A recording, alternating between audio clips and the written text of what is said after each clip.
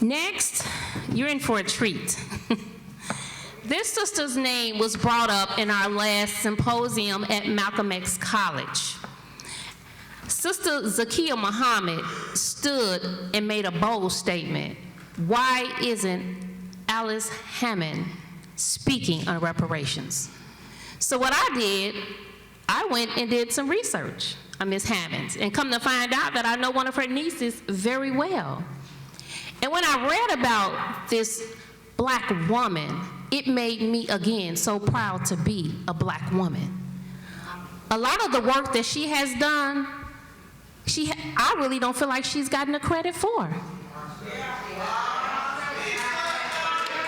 So now is the time, and I hope your cameras are rolling. I hope your Facebooks are live, because we need the city of Chicago to know how the first reparations ordinance came about in the city of Chicago. See, sometimes there are those that's behind the scene that's doing the work, but then there are those that stand out in front to receive the credit. But the truth will be told this day. Miss Alice Hammond, she was born in Clarksdale, Mississippi, the late Frank and Lula Barbie.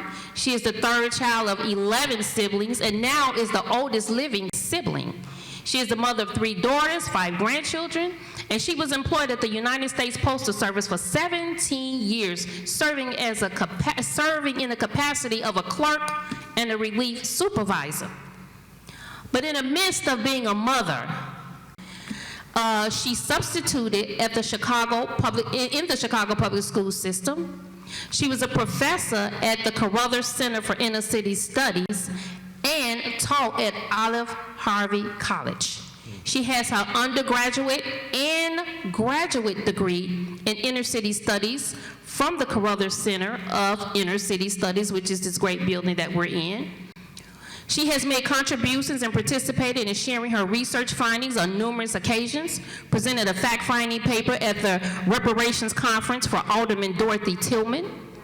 She compiled historical findings on J.P. Mortgage and testified at the City Council Finance Committee before Ed Burke on behalf of Alderman Dorothy Tillman. She participated in research finding for the Transatlantic Slave Trade Commissions of Chicago, directed at the Carruthers Center for Inner City Studies, and she contributed to African American slavery, indenture, and resistance in Illinois 1720 through 1864, written and edited by Tony Costoni, with contributions by Stanley Young, Zeta Johnson, and Alice B. Hammond. I would like to introduce to you all Miss Alice Hammond.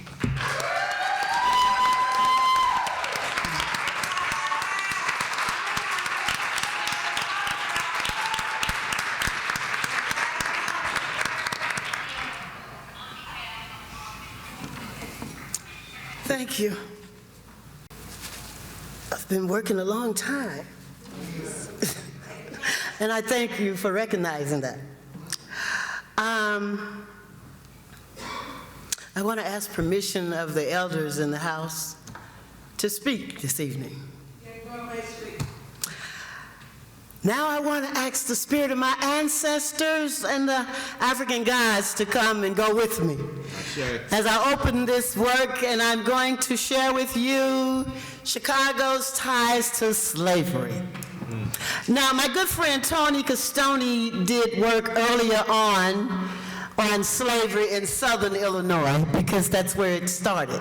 But I'm coming to Chicago, and I'm going to deal with this. This is Chicago in 1832. In 1832, Chicago had 150 citizens or residents and several rude huts. It became a town in 1833 with 350 residents. There were 4,170 residents in 1837 when Chicago was incorporated. Illinois entered the Union in 1818. I'm going to take you out and bring you back in. So the discovery of America and its rounding of the Cape of the Good Hope in Africa to India and were the two greatest and most important events in recorded history to mankind, according to Adam Smith, the author of Wealth of a Nation.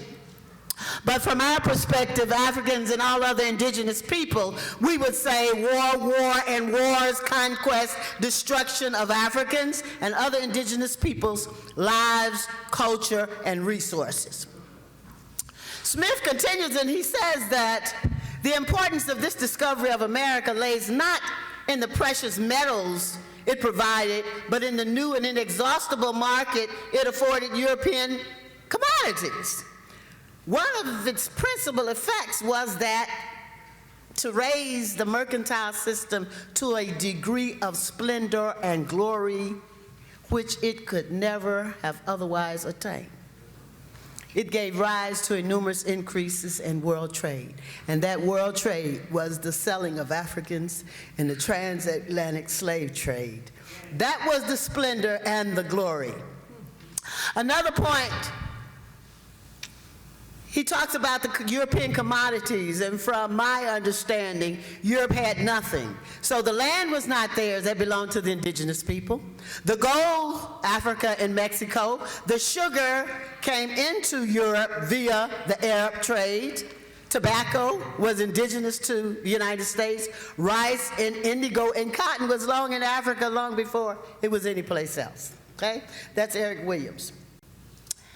The African slave trade.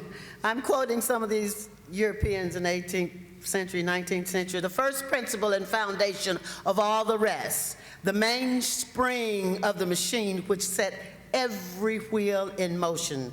Pastor Wader said that. And he's also the publisher and author of The African Trade and the Great Pillar and Support of the British Plantation Trade in America, 1745. The African slave trade. For 274 years, England prosecuted the slave trade. This is 18th century report. And I mentioned India because Adam Smith says the two greatest things that ever happened was to get to America and take the Indians' wealth, so they took $2 trillion from India. The slave trade allowed us to plunder India, Adam Smith's two important events, right? In fact, the African slave trade was the foundation of the commercial wealth of England. The gains were so enormous that they formed the foundation of the present credit system. England is indebted to the African slave trade for the boom of history abundantly proves. And at this time, he's talking about the population when they had to look at the doomsday records when a king was coming in, and that was 1086. They only had 1 million people. And by 1861, they had 20 million, okay?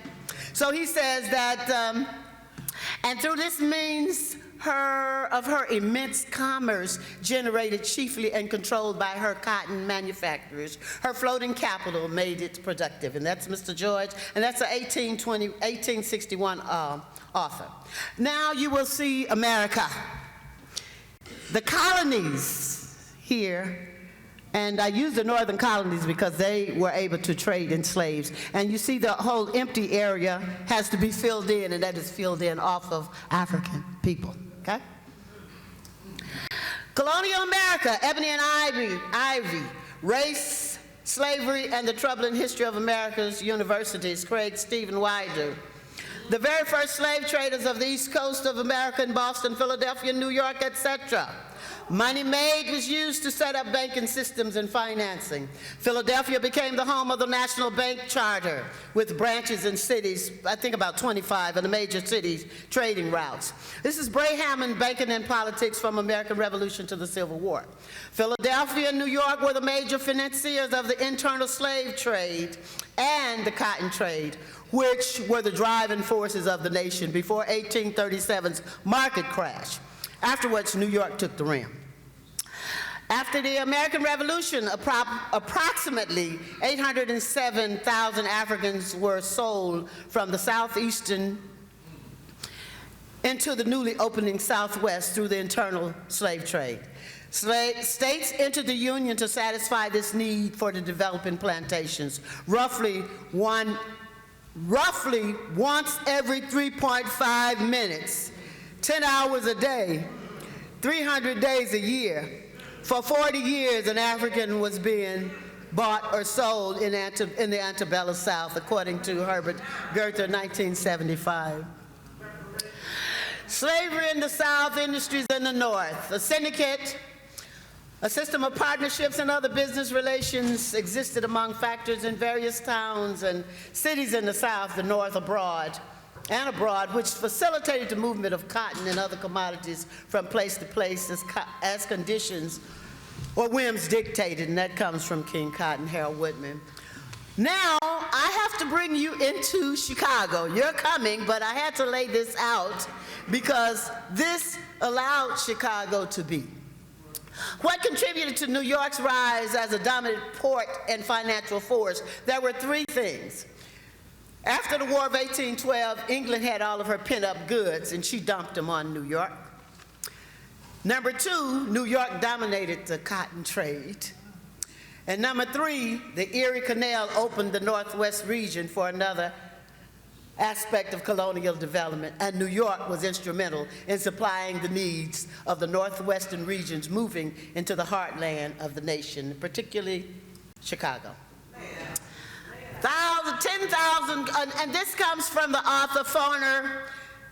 I just stopped for a minute. I was sitting on my porch where I used to study at, and the Spirit got all over me and told me to go to the bookstore, and I was like, okay. I didn't go. A couple of weeks he came back, and it just kind of sat on my shoulder, and I got up and I went, and I said, now why did I come over here? Business and Slavery was on the shelf waiting for me. New York became the emporium of the nation. The financing was centered there through the major foreign houses, the English House, the Barron brothers, the William and James brothers. August Belmont was an agent for the Rothschilds, as well as hundreds of others, okay?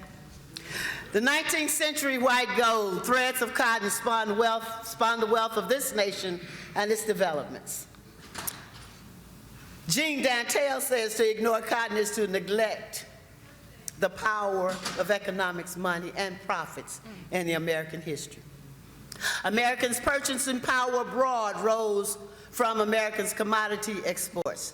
But what commodities could America offer which would permit it to expand imports from 65 million in 1816 to 316 million by 1860? Fortunately, the United States had one great staple, cotton. In 1815, the United States exported 83 million pounds of cotton valued at $17,500,000.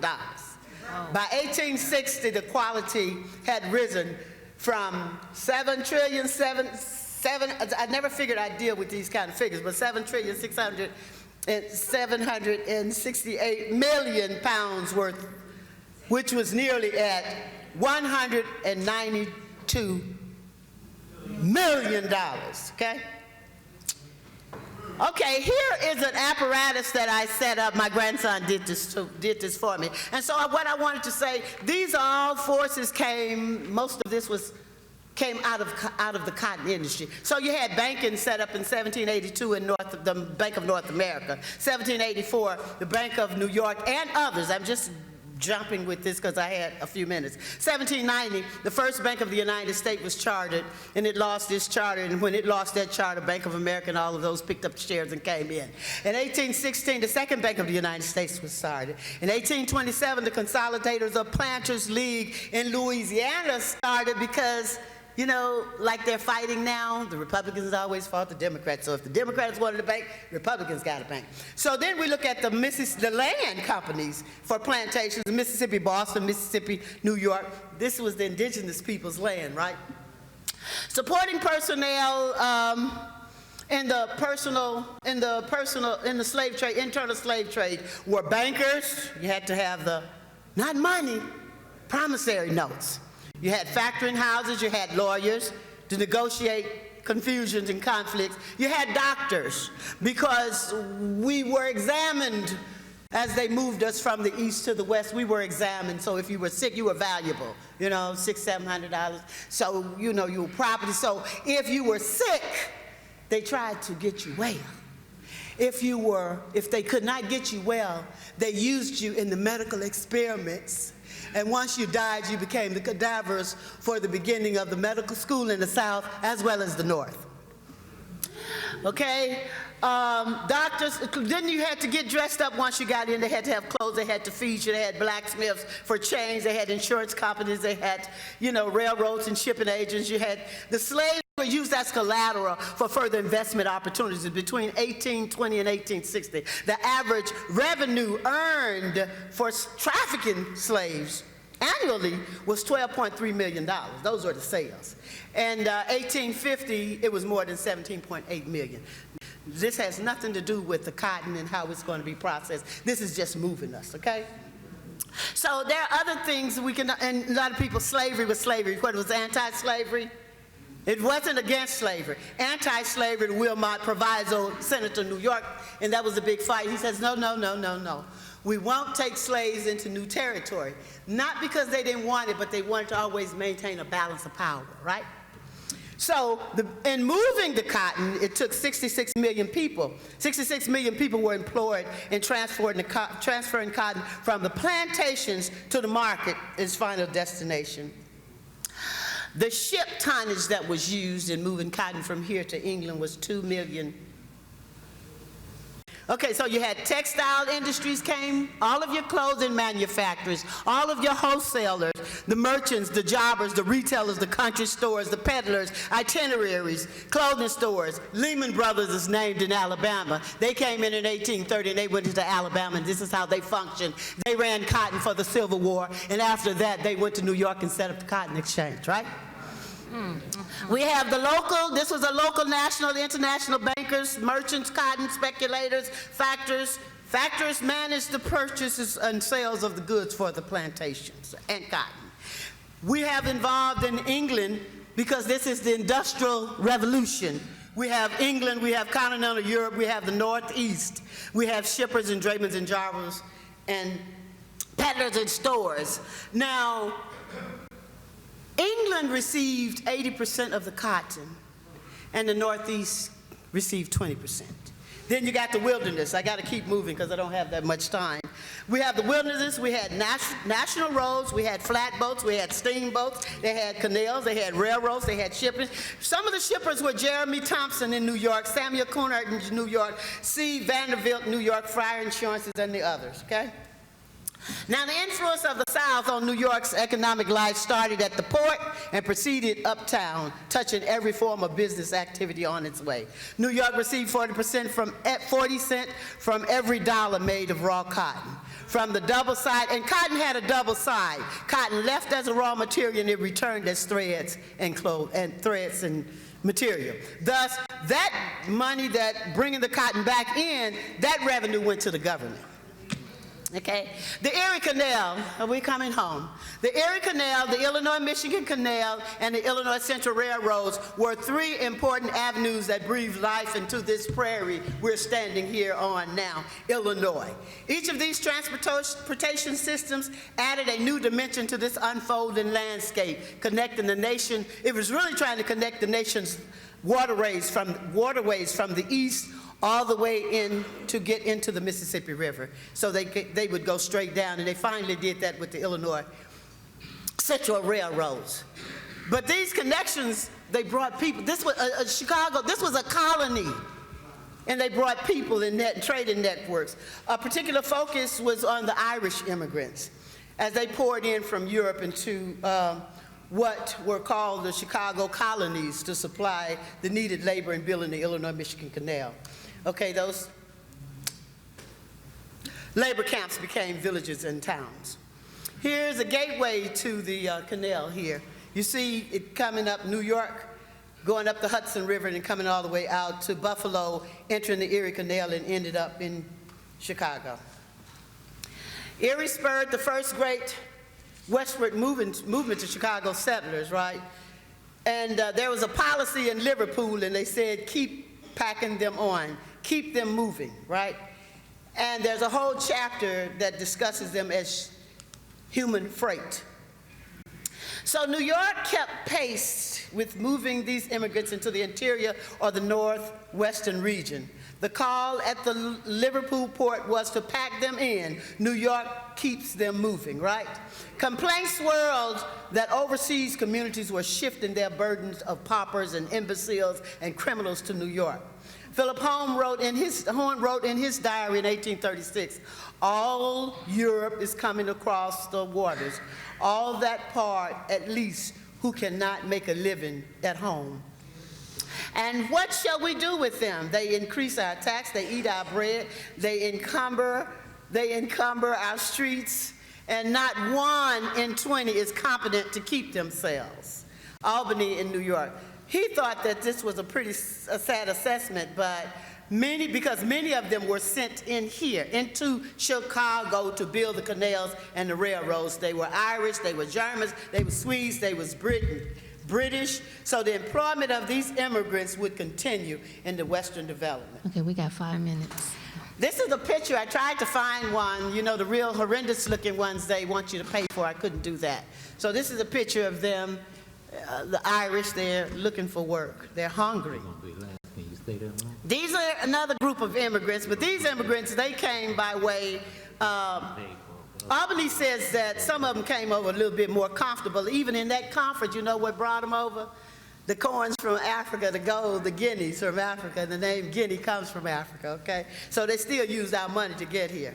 The Erie Canal, it was an interregional network of profits. Daniel Lord described it to the nation when they were saying the proceeds of the southern crops came north simply to pay southern debt.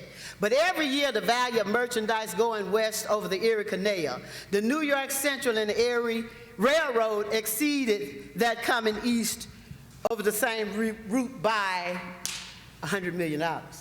This is a puzzle to many people, he said, who do not reflect upon the course of trade of this country. They looked upon the numerous excesses of the West found freight as proof of the extravagance and unsoundness in the West. But he says it is simply the process by which this section gets paid for the products which we sell to the South. These debts, cotton pays, the northern shippers, takes them to Europe, brings back the proceeds which are distributed by northern merchants and factors to the creditors of the South throughout the length and breadth of the nation. So everything was interconnected. Everything past that, everything was interconnected. Here, Illinois and Michigan Canal spanned 100 miles. So this area was built, it was an immigrant colony. And they brought them all in and they lined them up, and when they did that 100 miles, what they were doing was setting up communities, and they would go work and build, and they would stay there. Now they got communities that they don't want you in, but those communities came off of you, right? We had 3 more minutes. Over 100 miles corridor, 10 to 12 canal cities were born between those. You get Ottawa back here because they were always trying to connect to that Illinois-Michigan River. I'm flying now. I don't know what the time, but I know we got 3 minutes. Oh, okay, 3 minutes. Finance in Illinois, Michigan. I'm going to move on because this one I want you all to see. At the bottom, no, they want me 3 minutes. I give it to them. The cotton receipt, currency in Mississippi, the first paper currency in Mississippi was actually a cotton receipt. And when they finished the cotton, they harvested it, they took it to the gin, and that receipt circulated as money. The last one I want you to see because it is the antebellum bond. And it came out in 1993, the New York Times. And so what the New York Times is saying is that they're seeking $13.8 million from 152 years ago. They go to Mississippi every time they get a new governor, and they ask them for the money because they defrauded on their debt in 1835 when the world market crashed. So they still want their money. For all of you that think we don't deserve reparations, they still ask. Okay? That's right. They're still asking for their money. They said the bank failed in the United States financial panic of 1837 in the market. The cotton was that because they held the cotton off the market because they didn't have food in Europe. Mississippi quit paying their interest. Now they want to know, can they get paid? Dr. Charles Barron, that's the Barron brothers, Grant, is a descendant of the Baron banking dynasty of the 19th century that sold Mississippi bonds in Britain originally. So they say, you got the casinos now, can we get paid? That's it, I'm out.